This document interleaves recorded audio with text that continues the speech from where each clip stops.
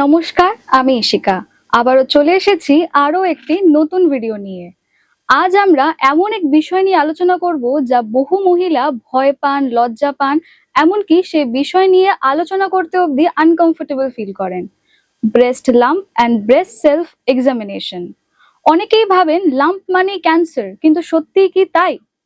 কিন্তু কিসে ভয় পাওয়া উচিত, কিসে ভয়ের কোনো দরকার নেই এবং কখন ডক্টরের পরামর্শ দরকার, এই সমস্ত বিষয় নিয়ে আজ আমরা আলোচনা করব।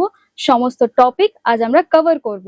আমাদের সঙ্গে রয়েছেন বিশিষ্ট gynaecologist doctor Rupsa Majumdar ma'am. Ma'am নমস্কার। অসংখ্য ধন্যবাদ আরো একবার আমাদের পডকাস্ট জয়েন করার জন্য। ম্যাম, যেটা প্রথমেই জানবো, যেটা আমাদের আজকের বিষয়, সেটা আমি ক্লিয়ার করব যে ব্রেস্ট লাম্প, এই ব্রেস্ট লাম্পটা ঠিক কি? লাম্পের বাংলা বলতে গাঁট। এবার ব্রেস্টের মধ্যে যদি কোনো রকম শক্ত বা নরম কোনো রকম নতুন গাঁট অনুভব করা হয়, সেটাকেই লাম্প বলতে পারো। আচ্ছা, অনেক পেশেন্ট আছে যারা কিছু ফিল করেন না লাম্প হওয়ার পরেও, তো সেটা কি বেশি দুশ্চিন্তার বিষয়? যে কিছু পেইন, মানে ফিল বলতে লাম্পটা নয়, অনেক পেইনও ফিল করেন না অনেকে। এটা তো ক্যাটাগরিক্যালি বলতে গেলে যে যাদের মেনোপজ হয়নি, মানে মাসিক বন্ধ হয়নি, তাদের ক্ষেত্রে বেশিরভাগ লাম্পেই সাধারণত তারা অল্প বিস্তর ব্যথা ফিল করেন। যদি কখনো নাও করেন, সেটা পরীক্ষা সাপেক্ষ, ইনভেস্টিগেশন সাপেক্ষ, যে সেটা থেকে খারাপ কিছু হতে পারে কি পারে না। কিন্তু মেনলি মেয়েদের মাসিক বন্ধ হয়ে যাওয়ার পর যে লাম্পগুলো সাধারণত হয়, সেগুলো একটু বেশি হাই রিস্ক থাকে। আমি বলবো না যে সব লাম্পই ক্যান্সারের দিকে যাচ্ছে বা ব্যথা না ফিল হলেই সেটা খারাপ, এমন কিছু ব্যাপার 100% থাকে না। তবে হ্যাঁ, কিছু লাম্প যেগুলো খুব দ্রুত বাড়ছে, প্রথমেই বোঝা যাচ্ছে না, যখন মহিলারা বুঝছেন তখন অলরেডি দেখছেন অনেকটা বড় হয়ে গেছে, কিন্তু কোনো পেইনও ফিল করেননি এতদিন অবধি, সেগুলোর ক্ষেত্রে একটু খারাপ দিকে যাওয়ার চান্স কখনো কখনো বেশি থাকে। তবু 100% ক্ষেত্রে একদম নিয়ম যে আমি এরকম কিছু বলছি না। আচ্ছা, লাম্প মানে অনেকে ভাবে যে ক্যান্সার, যেটা আপনি এখনই মেনশনও করলেন যে লাম্প মানে অনেকেই ভাবে যে ক্যান্সার, কিন্তু ক্যান্সারের কি এটা একটা লক্ষণ যে লাম্প হওয়াটা? ক্যান্সার মানে লাম্প থাকতে পারে, কিন্তু লাম্প মানেই যে ক্যান্সার হবে এরকম কোনো ব্যাপার নেই। সেটা নয়। আচ্ছা, এই ব্রেস্ট লাম্পের ক্ষেত্রে আর কি কি লক্ষণ দেখা যায়? যে ব্রেস্ট লাম্প, এটা কি কি অসুবিধা মানে একজন মহিলা ফেস করেন এতে? দেখো, ব্রেস্ট লাম্প মেয়েদের জীবনের বিভিন্ন পর্যায়ে বিভিন্ন রকম ভাবে বিভিন্ন রকম সমস্যা ডেকে আনতে পারে। আমি ক্যাটাগরিক্যালি বললে আমার মনে হয় বুঝতে সুবিধা হবে। যে বাচ্চাদের মাসিক এখনো শুরু হয়নি, তাদের ক্ষেত্রে আমি একদম নবজাতক দিয়েই শুরু করছি। বাচ্চা জন্মালো, নিউবর্ন বেবি, অনেক সময় দেখা যায় যে ব্রেস্ট টিস্যুটা সামান্য ফোলা, ওই জায়গাটা হালকা শক্ত শক্ত লাগছে। অনেক মা চিন্তিত হয়ে পড়েন, কিন্তু বেশিরভাগ ক্ষেত্রেই ইনসিগনিফিকেন্ট, কিছুই সাধারণত ওগুলো হয় না। সাধারণত মায়ের পেটে থাকাকালীন বাচ্চাদের শরীরে মায়ের কিছু হরমোন ট্রান্সফার হয়, সেই কারণে ব্রেস্ট টিস্যু জন্মের কিছুদিন পর অব্দি সামান্য ফোলা বা সামান্য শক্ত অনুভব হতে পারে, সামান্য। ঠিক আছে, এটা একটা। নবজাতকের পরে এলো যে মেয়েদের মাসিক শুরু হয়নি তার আগের পর্যায়ে অবধি, যখন প্রথম ব্রেস্ট ডেভেলপমেন্ট হচ্ছে, প্রথম তারা পিউবার্টির দিকে এগোচ্ছে, তখন একদম নতুন ক্ষেত্রে ব্রেস্টের মধ্যে কিছুটা শক্ত ভাব বা কিছুটা ব্যথার ভাব অনেক সময় বাচ্চাদের থাকে। সেসব ক্ষেত্রেও যদি আলাদা করে কোনো ইনফেকশন ক্রিয়েট না হয়েছে, বা ধরো কোনো রকম ডিসচার্জ হচ্ছে না, বা কোনো রকম খুব খারাপ জ্বর টর চলে আসছে না, সেসব ক্ষেত্রে সেটা স্বাভাবিক। ঠিক আছে, সামান্য ফোলা বা সামান্য ব্যথা অনুভব হওয়া। এরপর এলো যে মেয়েদের মাসিক শুরু হলো তার থেকে মাসিক বন্ধ হওয়া অবধি, এনাদের ক্ষেত্রে দেখা যায় যে ব্রেস্টে লাম্প বা ব্যথা 3 রকম হয়। একটা হলো সাইক্লিক ম্যাস্টালজিয়া হয়, যেটা হলো মাসিকের সাথে সাথে ব্যথা কমছে বাড়ছে, ঠিক মাসিক শুরু হওয়ার আগে ব্যথা বাড়ছে, আবার মাসিক যেই চলে গেল অমনি ব্যথাটা কমে গেল। এটা কি যাদের লাম্প থাকে তাদেরই ব্যথাটা হয় না, সবার ক্ষেত্রে লাম্প থাকবে তেমন না, ব্রেস্টে শক্ত ভাব ফিলও হতে পারে। ঠিক আছে, এগুলো তোমার ধরো সাধারণত এগুলোর ক্ষেত্রে লাম্প কমই থাকে, গ্ল্যান্ডুলার কারণ বা তোমার হরমোনাল কারণে এগুলোর ক্ষেত্রে বেশি থাকে। আর নন সাইক্লিক ম্যাস্টালজিয়া যেটা, তাদের ক্ষেত্রে অনেক সময় লাম্প দেখা যায়, যেমন ব্রেস্টে সিস্ট ফর্মেশন হলো, ব্রেস্টে টিউমার ফর্মেশন হলো, ফাইব্রো অ্যাডেনোমা। তারপর ধরো যে মায়েরা দুধ খাওয়াচ্ছেন, তাদের কোনো কারণে ব্রেস্টে ইনফেকশন হয়ে গেল, হয়ে অ্যাবসেস ফর্মেশন হলো, ম্যাস্টাইটিস হলো, তাদের ক্ষেত্রে লাম্প পাওয়া যায়। নন সাইক্লিক ম্যাস্টালজিয়া তাদের ক্ষেত্রে হতে পারে। ঠিক আছে, সেটা পিরিয়ডের সাথে সম্পর্কিত নয়। এবং লাস্ট আরেকটা থাকে যে সাইক্লিক্যাল নন সাইক্লিক্যাল কোনোটাই না, মাস্কিউলোস্কেলিটাল কারণেও হতে পারে, যে ঘাড়ে ব্যথা, মাসেলে টান ধরছে তাদের, বা মেয়েদের ক্ষেত্রে অনেক সময় হয় যে বুকের হাড়ে ব্যথা অনুভব হয়, সেখান থেকে পেন রেফার্ড হচ্ছে, তাদের ক্ষেত্রেও অনেক সময় ব্রেস্টে পেন হতে পারে। এসব ক্ষেত্রে সাধারণত লাম্প পাওয়া যায় না। আচ্ছা। এরপর এলো যাদের মাসিক বন্ধ হয়ে গেছে, হুম। তাদের ক্ষেত্রে যদি আলাদা করে হঠাৎ ব্রেস্ট সেলফ এক্সামিনেশন করতে গিয়ে কোনো লাম্প হঠাৎ করে কেউ পান, যাতে স্পেশালি ব্যথা হচ্ছে না বা কিছু কিছু ক্ষেত্রে ব্যথা হচ্ছে বা হুম। ব্রেস্টের যে জায়গাটা লাম্প পাচ্ছেন তার উপরের স্কিনটা লালচে হয়ে গেছে বা সেখানে ছোট ছোট মানে ফুটো মতো দেখতে হুম, হুম। পাচ্ছেন বা ব্রেস্ট থেকে অ্যাবনর্মাল কিছু ডিসচার্জ হচ্ছে, রক্তের মতো বেরোচ্ছে, জলের মতো, দুধের মতো বেরোচ্ছে, তাদের ক্ষেত্রে ব্যাপারটা আশঙ্কাজনক হতে পারে। শুধু ব্রেস্ট বলে না, তার সাথে তোমার অ্যাক্সিলাতেও মানে বগলেও যদি আলাদা করে গাঁট পাওয়া যায়, সেসব ক্ষেত্রেও সাবধান হওয়া উচিত। আচ্ছা, লাম্পটাই কি সিস্ট? সিস্ট লাম্প হতে পারে, কিন্তু সব লাম্প সিস্ট নয়। আচ্ছা। সিস্ট হলো ফ্লুইড ফিল্ড একটা স্পেস অকুপাইং আচ্ছা। লিশন, ঠিক আছে? ভেতরে সেটা যদি সলিড হয়, টিউমারের আকার হয়, ফাইব্রোঅ্যাডেনোমা হতে পারে, লোকালাইজড ফাইব্রোঅ্যাডেনোসিস হতে পারে, কোনো এক জায়গায় ব্রেস্টের গ্ল্যান্ডটা ফুলে হুম, গিয়ে হুম। শক্ত হয়ে গেছে কিন্তু আলাদা করে ওটা টিউমার নয়, সেটা ফাইব্রোঅ্যাডেনোসিস হতে পারে। বা ফ্লুইড ফিল্ড কোনো সিস্ট, অথবা যারা দুধ খাওয়াচ্ছে তাদের ক্ষেত্রে গ্যালাক্টোসিল, কোনো এক জায়গায় দুধ জমে গেল, সেটা তোমার লাম্পের মতো হুম, আকার হুম। ধারণ করতে পারে। ব্রেস্টে অ্যাবসেস হলো, সেটা লাম্পের মতো আকার ধারণ করতে পারে। সিস্ট হলো তোমার ফ্লুইড ফিল্ড একটা আচ্ছা। জায়গা আরকি। ওটা তো ফ্লুইড থাকে না লাম্পে? লাম্পের, ওই যে বললাম লাম্পের মধ্যে সিস্ট পড়ে, কিন্তু আচ্ছা, সব আচ্ছা, সিস্ট আচ্ছা, লাম্প আচ্ছা। না। লাম্প সলিডও তো হতে পারে, ফ্লুইড সিস্ট ফিল্ডও হতে হলে পারে। কি অপারেশন দরকার? যদি ছোটখাটো সিস্ট হয়, অনেক সময় যদি সিগনিফিকেন্ট না হয়, হুম, অপারেশন নাও লাগতে পারে। কিন্তু সিস্টের সাইজ যদি অনেক বড় হয়ে যায় বা খুব তখন ব্যথার সৃষ্টি করছে, পেশেন্টের অসুবিধার সৃষ্টি করছে, তখন সার্জারি লাগতে পারে। লাম্পের ক্ষেত্রেও সেম? সেম লাম্প ইউজুয়ালি যদি ফাইব্রোঅ্যাডেনোমা হয়, হুম। তাহলে সাধারণত ওষুধের সম্পূর্ণ ওটা ডিসলভ করে না। তো যদি পেশেন্টের খুব ছোট ফাইব্রোঅ্যাডেনোমা হুম। থাকে বা ছোট স্পেস অকুপাইং লিশন থাকে, তার প্রবলেম ক্রিয়েট করছে না, তাহলে কিছু নাও করতে হতে পারে। কিন্তু সময়ের সাথে সাথে যদি সেটা সাইজে বাড়ে বা ব্যথা হচ্ছে, পেশেন্টের অসুবিধা হচ্ছে, সেক্ষেত্রে সার্জারির প্রয়োজন হতে পারে। তো লাম্প কি সময়ের সাথে সাথে বাড়ে তার মানে? সব লাম্প বাড়বে তা কি করে হয়? বাড়তেও পারে। আচ্ছা। আচ্ছা, যাদের কোনো প্রবলেম হচ্ছে না, তাদের কোনো পেইন ফিল হচ্ছে না, তো তারা ওটাকে অবহেলাই করেন। তো এটা কি ঠিক নাকি একবার ডক্টরের না, পরামর্শ? অনেকের ক্ষেত্রে হ্যাঁ, তো হ্যাঁ। অনেকে বুঝতেই পারেন না যে লাম্প হ্যাঁ। হচ্ছে, কেননা সেলফ ব্রেস্ট এক্সামিনেশন সবাই রেগুলারলি করেন না, হুম, হুম, যেটা হুম। সাধারণত খুব দরকার। স্ক্রিনিং একটা হুম, প্রসেস, যাতে খুব আর্লি কোনো লাম্প হুম, হুম, বা হুম। ক্যান্সারের পূর্ব লক্ষণ যেটাই হোক, আগেই নির্ধারণ জানা করা। যায়। কিছুটা জানা তো সম্ভব, হুম, হুম, তাই না? হুম। কিছুটা তো এক্সক্লুড করাই যায় ওখান থেকে। ঠিকই। আপনি যেটা বললেন যে সেলফ ব্রেস্ট এক্সামিনেশন, এটা হুম, হয়তো অনেকেই জানেন না। তো আমি এই ব্যাপারে একটু বিস্তারিত ভাবে জানবো যে হুম। এই সেলফ ব্রেস্ট এক্সামিনেশনটা কি এবং একজন সাধারণ মহিলা এটা কিভাবে টেস্ট করাবেন হুম। এটা? সেলফ ব্রেস্ট এক্সামিনেশন করার ক্ষেত্রে দুটো জিনিস আমি বলছি, একটা হলো করার সময়, একটা হলো হুম। করার পদ্ধতি। হ্যাঁ। করার সময় হলো, সাপোজ যেসব মহিলাদের রেগুলার মেনস্ট্রুয়াল সাইকেল হুম, হচ্ছে, হুম, হুম। তাদের মাসিক যে শেষ হচ্ছে তার ৫-৭ দিন পর, যখন তার ব্রেস্ট সব থেকে কম টেন্ডার অবস্থায় থাকছে, সেই অবস্থায় তারা করতে পারেন। আর যেসব ভদ্রমহিলাদের রেগুলার মাসিক হচ্ছে না, সাইকেল ঠিকঠাক নেই, তারা মাসের একটা নির্দিষ্ট দিন নির্ধারণ করে নিতে পারেন, সেই নির্দিষ্ট দিনে তারা সেলফ ব্রেস্ট এক্সামিনেশন করতে পারেন। সেলফ ব্রেস্ট এক্সামিনেশনের পদ্ধতি হলো, একটা হলো দাঁড়িয়ে করা যায়, একটা শুয়ে করা যায়। দাঁড়িয়ে পদ্ধতি হলো আয়নার সামনে দু হাত শরীরের দুপাশে রেখে স্ট্রেট হয়ে দাঁড়াতে হবে। এবার আস্তে আস্তে হাত দুটো মাথার উপরে তুলতে হবে, ওভারহেড। তোলার সময় খেয়াল করতে হবে দুই ব্রেস্টের সাইজের মধ্যে খুব বেশি কিছু ডিফারেন্স, অথবা কোনো রকম আকারের ডিফারেন্স হচ্ছে কিনা, আকৃতির ডিফারেন্স হচ্ছে কিনা, কোনো জায়গায় চামড়া কুঁচকে আছে কিনা, নিপল রিট্রাক্টেড হচ্ছে কিনা, এটা একটা দেখতে হবে। আরেকটা হয় কোমর, দুই দিকের কোমরে হাত দিয়ে শক্ত করে চাপ দিতে হবে, যার ফলে চেস্ট মাসেলটা কন্ট্রাক্ট করে, শক্ত হয়। আচ্ছা। সেই সময়ও যে যে পয়েন্টস গুলো বললাম দুই ব্রেস্টের মধ্যে পার্থক্য, সেগুলো দেখতে হবে, ঠিক আছে? আরেকটা হলো, যদি শুয়ে ব্রেস্ট এক্সামিনেশন হুম, কেউ হুম। করতে চান, তাহলে যেই দিকের ব্রেস্ট এক্সামিনেশন করবেন সেই দিকের কাঁধের নিচে একটা বালিশ দেবেন, আর সেই দিকের হাতটা মাথার পিছন দিকে দিয়ে দেবেন। অপর সাইডের হাত দিয়ে ব্রেস্টের এক্সামিনেশন উনি করতে পারেন। তার মধ্যে যেটা করতে হবে, যেখান থেকে যেখান অব্দি যে ব্রেস্টের এক্সামিনেশন করবেন, সেই সাইডের কলার বোন থেকে নিচের ব্রা লাইন অব্দি, আচ্ছা। এবং ল্যাটারালি আপনার করতে হবে একদম বগল বা অ্যাক্সিলার জায়গা থেকে ক্লিভেজ লাইন অব্দি, মিড লাইন অব্দি করতে হয়। ৩ রকম ভাবে প্রেসার দিতে হবে।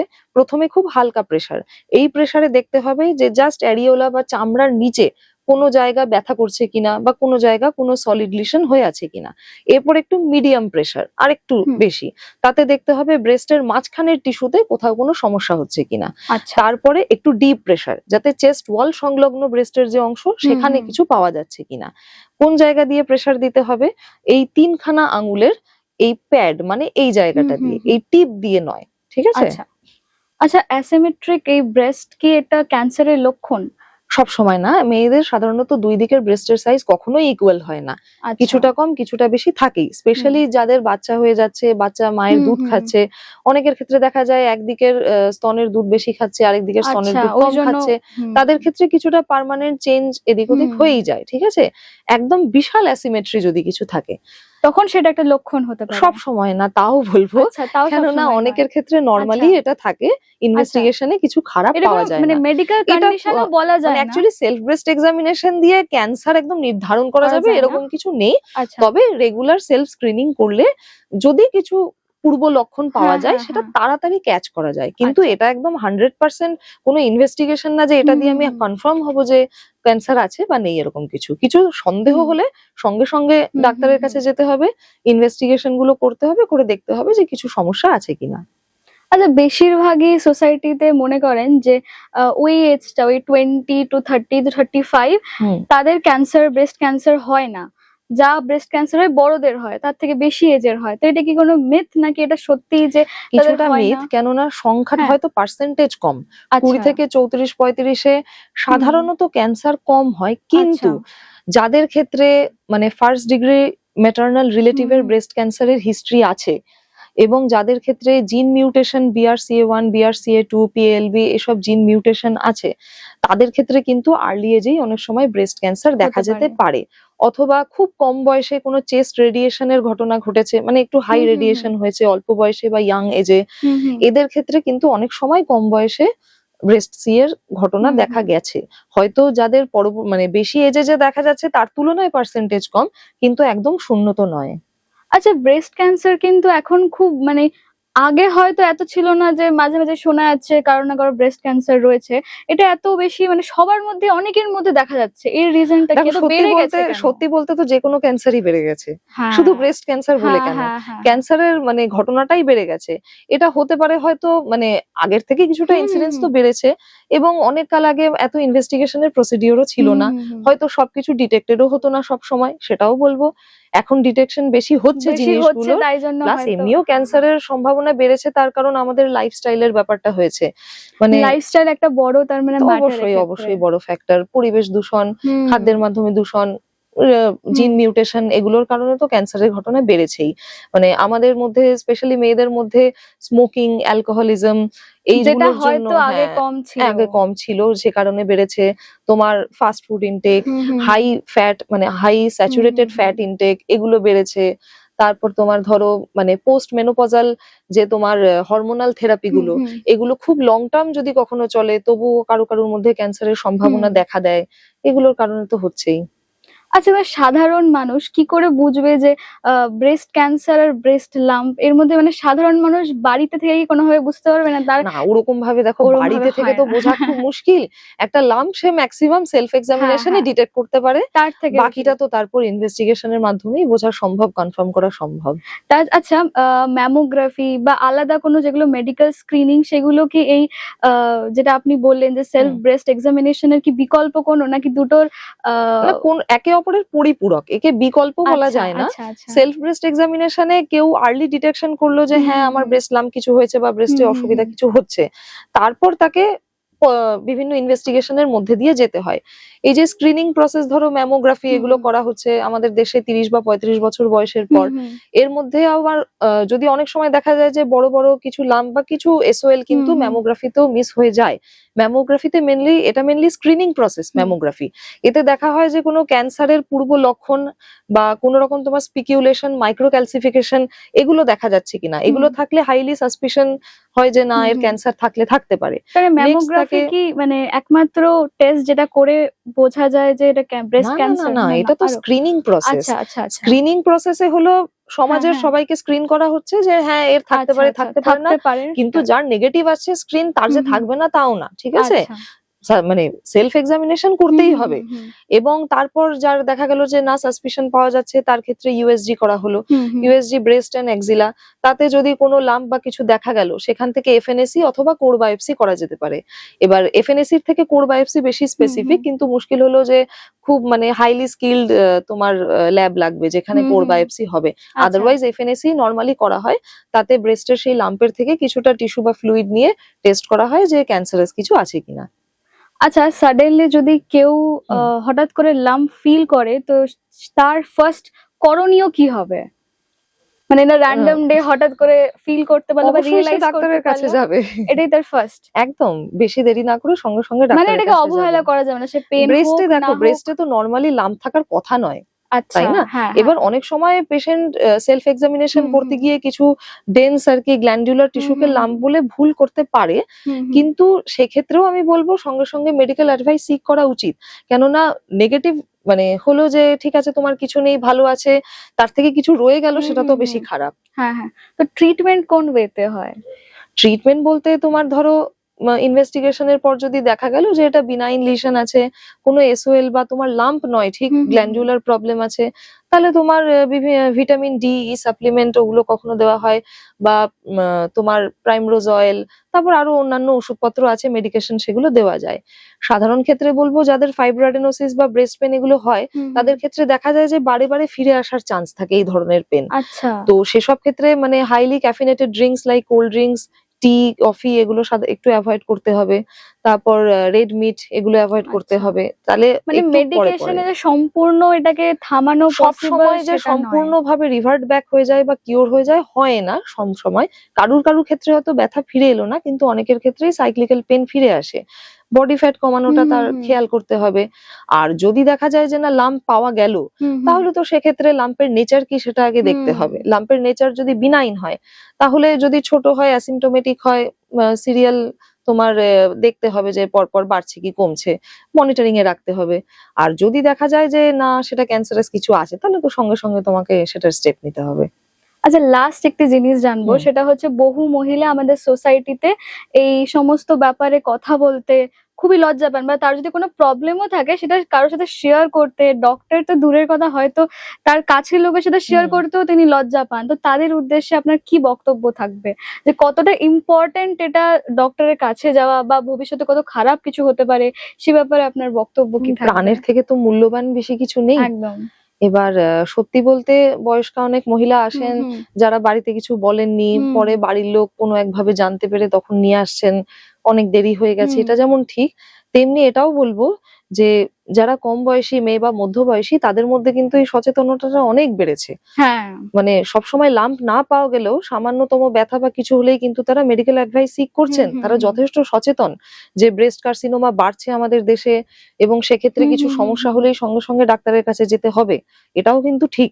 তো আমার মনে হয় যত দিন যাচ্ছে কিন্তু সচেতনতা বাড়ছে, কেননা মানে ইয়াং এজের মেয়েরা কিন্তু আসছে, তারা আসছে, এবং যারা বয়স্ক মানুষ তারাই কিন্তু দেখছি একটু লেট করছেন বাড়িতে বলতে, কিন্তু ইয়াং মেয়েরা আসছে, এবং এই ট্রেন্ডটা তো চেঞ্জ হচ্ছে, এটা ভালোর দিকেই যাচ্ছে। তাহলে বাড়ির যদি ইয়াংরা একটু বেশি সচেতন এরকম হতে থাকে, তাহলে হয়তো তাদের দেখে যারা বড়রা আছে তারাও হয়তো আরো মুখ খুলে বলতে পারবে যে হ্যাঁ তাদেরও প্রবলেম। এই দেখো বলছি তো, আজ থেকে 10-20 বছর আগেও যা সচেতনতা ছিল না, এখন তো সেই সচেতনতাটা আছে।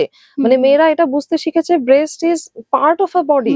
বাকি শরীরের অন্য জায়গায় যেমন রোগ হতে পারে, ব্রেস্টেও রোগ হতে পারে। বাকি শরীরের অন্য জায়গার যেমন ট্রিটমেন্ট লাগে, ব্রেস্টেরও ট্রিটমেন্ট লাগে, আলাদা কিছু না। কিছু অসুখ হলে, খারাপ অসুখ হলে, সেটা বাকি অঙ্গের অসুখে যেমন প্রাণ কেড়ে নিতে পারে, সেই ব্রেস্টের অসুখেও প্রাণ কেড়ে নিতে পারে যদি খারাপ সেরকম কিছু হয়। সেক্ষেত্রে এই এগিয়ে আসাটা, বলাটা এমন কিছু খারাপ ব্যাপার না, এটা স্বাভাবিক, সম্পূর্ণ স্বাভাবিক জিনিস। মানুষ যেমন খাচ্ছে, ঘুমাচ্ছে, শ্বাস নিচ্ছে, স্বাভাবিক, এটাও স্বাভাবিক। আচ্ছা, ট্রিটমেন্টটাকে দীর্ঘমেয়াদী খুব হরমোনাল ট্রিটমেন্ট যাদের ক্ষেত্রে ধরো ফাইব্রোঅ্যাডেনোসিস গ্ল্যান্ডের রোগ আছে, তাদের ক্ষেত্রে যেটা বললাম সাইক্লিক্যাল পেন মাঝে মাঝে ফেরত আসে, সেই জন্য তাদের ক্ষেত্রে বলবো অনেক সময় ধরো 2 বছর 3 বছর 1 বছর পর পর অনেকে ফেরত আসছেন। আর বাকি তোমার ক্যান্সারাস যদি লাম্প থাকে, সে তো আলাদা একটা ব্যাপার, রেডিয়েশন, সার্জারি, এগুলো নিয়ে তো একটু দীর্ঘমেয়াদী হবেই। অসংখ্য ধন্যবাদ ম্যাম, এত সুন্দরভাবে আজকের পডকাস্টটা গেল। আশা করি দর্শকরা খুব উপকৃত হলেন। দর্শকদের বলবো আজকের ভিডিওটি ভালো লাগলে লাইক করুন, শেয়ার করুন, সাবস্ক্রাইব করুন। মনে রাখবেন, আমরা কিন্তু আপনাকে সচেতন করতে পারবো, কিন্তু সেই পথে চলতে হবে আপনাকে। ধন্যবাদ।